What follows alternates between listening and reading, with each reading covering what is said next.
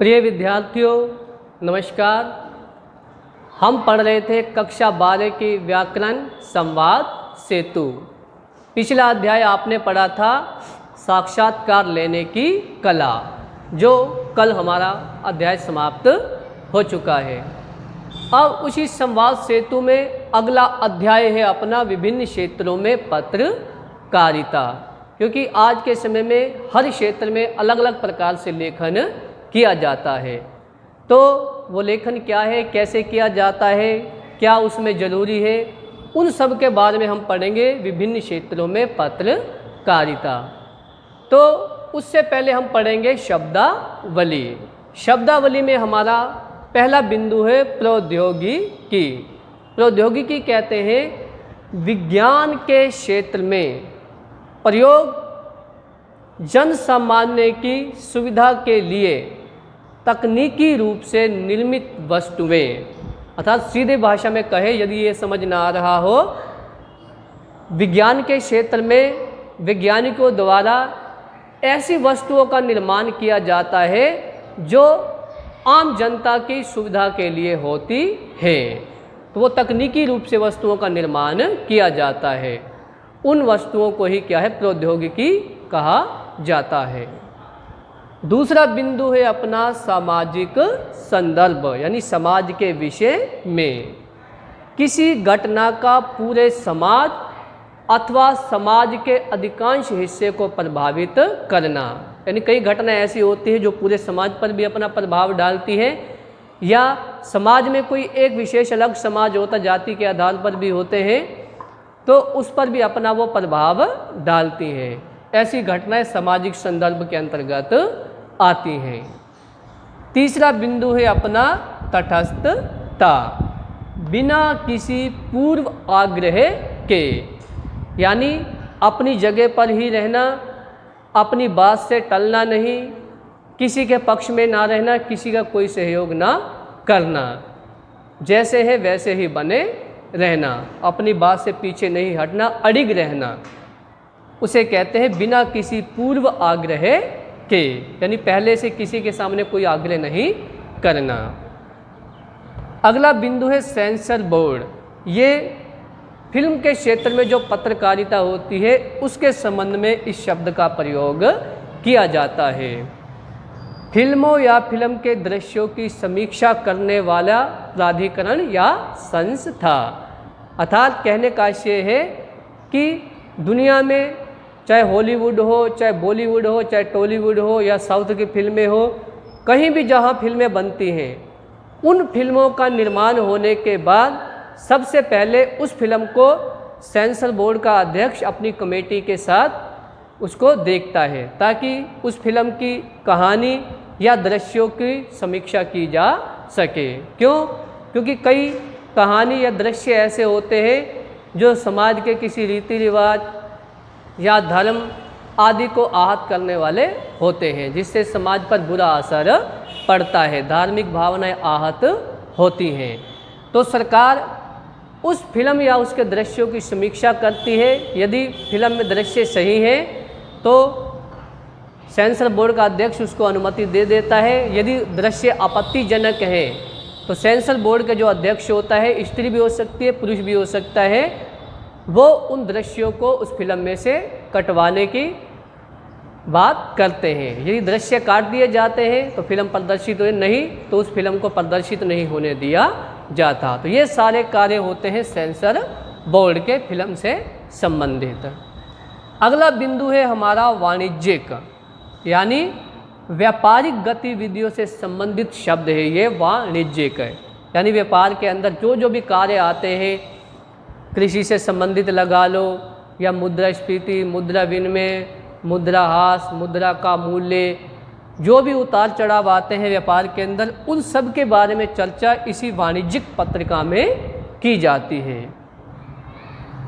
आगे है छठा बिंदु अभियोजन या अभियोजक, अर्थात कानून की भाषा में मुकदमा दर्ज कराने वाला, यानी जो व्यक्ति थाने में या पुलिस स्टेशन में जाकर क्या है मुकदमा दर्ज करता है किसी के खिलाफ, FIR लिखवाता है उसको अभियोजक या अभियोजन कहा जाता है। 7वां बिंदु है अभियुक्त, उसी का ही विपरीत है ये वाला, अदालत में जिसके खिलाफ मुकदमा दर्ज करवाया जाता है उसको क्या कहते हैं, अभियुक्त। यानी मुकदमा दर्ज कराने वाला अभियोजक और जिसके खिलाफ मुकदमा दर्ज किया जाता है उसको कहते हैं अभियुक्त। तो यही आपको अच्छी तरह समझ आ गया होगा। एक बार इसका स्क्रीनशॉट ले लें ताकि इसको मिटाकर आगे लिख सकें।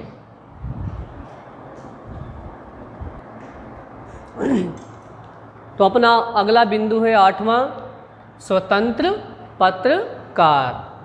ऐसे पत्रकार जो किसी प्रकाशन के अधीन ना रहकर स्वतंत्र रूप से पत्रकारिता करते हैं। यानी कहने का आशय है कि जो पत्रकार होते हैं जगह जगह से सूचनाओं को एकत्रित कर संपादक तक पहुंचाते हैं।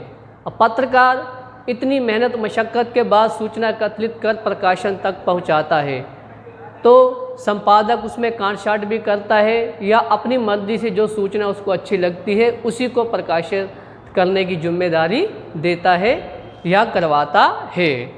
तो इससे पत्रकारों को भी क्या है, थोड़ा बुरा सा लगता है।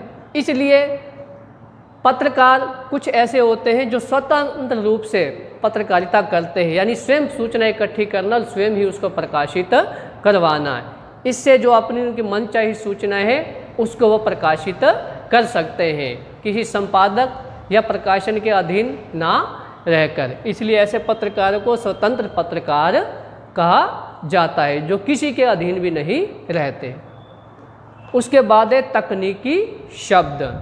विज्ञान के क्षेत्र के ऐसे जटिल शब्द, विज्ञान की परिभाषा जानने वाले या विज्ञान से संबंधित जो व्यक्ति वो भी समझते होंगे कि जो विज्ञान के क्षेत्र के शब्द हैं वो बहुत ही कठिन या जटिल होते हैं, जो आम जन की समझ से परे होते हैं, वो आसानी से उसको समझ नहीं पाते। जैसे इंस्टीट्यूट हो गया, टेक्नोलॉजी हो गया, और भी बहुत सारे शब्द हैं वो विज्ञान से ही संबंधित है जो आसानी से समझ में नहीं आते हैं, इसलिए उनको तकनीकी शब्द कहा जाता है, यानी तकनीक से संबंधित शब्द। तो ये थी अपनी शब्दावली। शब्दावली के बाद हमारा आगे का टॉपिक शुरू होता है पत्रकारिता के क्षेत्र। पहले भी आपको बताया था विभिन्न क्षेत्रों में पत्रकारिता।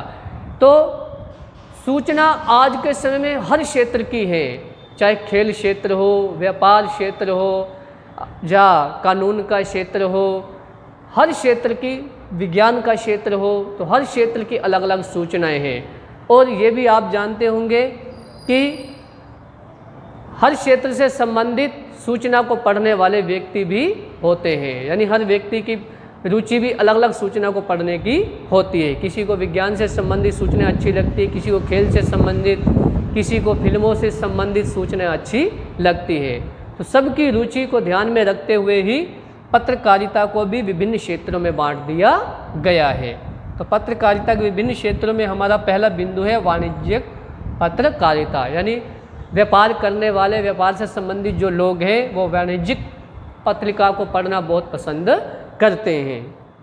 व्यापार के क्षेत्र में होने वाली समस्त गतिविधियाँ, जैसे कौन कौन सी गतिविधियाँ, कि फसलों की कौन कौन सी किस्म बाज़ार में नई आई है, उसका मूल्य क्या है, फसलों में होने वाली वृद्धि या कमी, फसल में किस प्रकार वृद्धि होती है या ऐसी कौन सी वजह होती है जिसकी वजह से फसलें कम होती हैं, मुद्राहास यानी फसलों के मूल्य में कमी कैसे आ गई, फसलों के संबंध में संपूर्ण जानकारी, ये क्या है, वाणिज्यिक पत्रकारिता में ही हमें मिलती है।